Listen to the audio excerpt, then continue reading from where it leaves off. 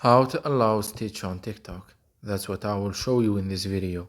But before we begin, make sure to subscribe to the channel and ring the bell to get notified whenever a new video is uploaded. With that said, let's get started. So go ahead and open up TikTok.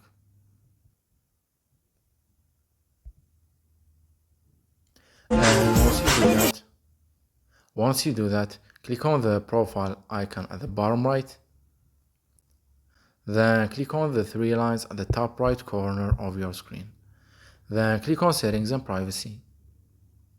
And here, from the Account section, click on Privacy. And then scroll down to the Interactions section. And from there, click on Stitch. Now, as you can see, the Hook and Stitch with your videos option is set to Only Me. So in order to allow and enable and turn on Stitch on TikTok, you can select the first option or the second one. But keep in mind that TikTok tells you others may not be able to stitch with the videos that you don't allow in your video's privacy settings. So that was it for this video. That's how you can enable and turn on Stitch on TikTok. If you have any questions, please leave them in the comment section down below. With that said, see you in the next video.